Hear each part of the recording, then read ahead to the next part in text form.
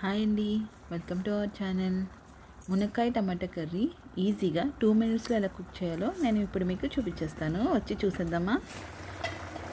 మునక్కాయ కర్రీ కోసం ముందుగా ఆనియన్స్ని కట్ చేసుకుని పెట్టుకోవాలి. అలాగే టొమాటో ముక్కలు కూడా చిన్న చిన్న ముక్కలుగా కట్ చేసుకుని మనం పక్కన పెట్టుకుందాం. అలాగే మునక్కాయ ముక్కలను కూడా ఈ సైజులో కట్ చేసుకుంటే బాగా ఉడుకుతాయండి, అందుకే ఈ సైజులో కట్ చేశాను. ఇలా మనం ముందుగా అన్నీ ప్రిపేర్ చేసుకుని పెట్టుకుంటే మన కర్రీ వండుకోవడానికి చాలా ఈజీగా ఉంటుందండి. ఇప్పుడు స్టవ్ పై ప్యాన్ పెట్టుకుని అందులో మనకు సరిపడగా ఆయిల్, అంటే 2 స్పూన్స్ ఆయిల్ వేస్తే సరిపోతుంది. ఆయిల్ కొంచెం హీట్ అయ్యాక మనం ముందుగా కట్ చేసి పెట్టుకున్న ఆనియన్స్ ముక్కలు కూడా వేసుకుని కాసేపు మగ్గించుకుందాం. ఆనియన్స్ ఫ్రై అయ్యాక ఇప్పుడు మనం కట్ చేసి పెట్టుకున్న టమాటో ముక్కలు కూడా అందులో యాడ్ చేసుకుని కాసేపు మగ్గించుకుందాం. టమాటో సాఫ్ట్గా అయ్యే వరకు మగ్గించుకుంటే బాగుంటుంది. చూసారు కదండి ఎలా సాఫ్ట్గా మగ్గుతుందో. ఇప్పుడు ఇందులో మనం ముందుగా కట్ చేసి పెట్టుకున్న మునక్కాయ ముక్కలు కూడా వేసుకుని మూత పెట్టుకుని ఒక 10 మినిట్స్ పాటు మగ్గించుకోవాలి.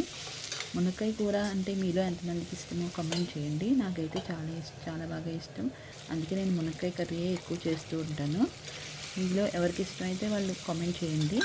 చూసారు కదండి, మునక్కాయ కొద్దిగా మగ్గింది. ఇప్పుడు ఇందులో మనము కొద్దిగా పసుపు, అలాగే టేస్ట్కి సరిపడా ఉప్పు, టేస్ట్కి సరిపడా కారం కూడా యాడ్ చేసుకుని ఒకసారి కలుపుకుందాం.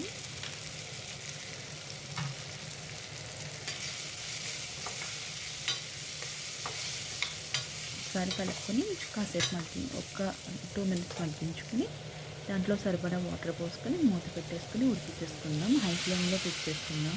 ఇంకా 5 మినిట్స్ పాటు హై ఫ్లేమ్లో కుక్ చేసుకోవాలండి.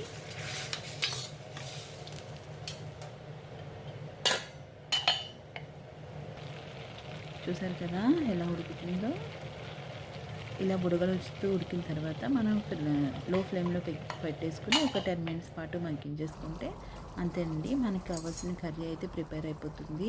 ఎలాంటి శ్రమ లేకుండా చక్కగా ఈజీగా ఓన్లీ మునక్కాయ టమాటా ఆనియన్స్తో ఎంతో రుచిగా కర్రీ అయితే రెడీ అయిపోయింది. వీడియో నచ్చితే లైక్ చేయండి, షేర్ చేయండి.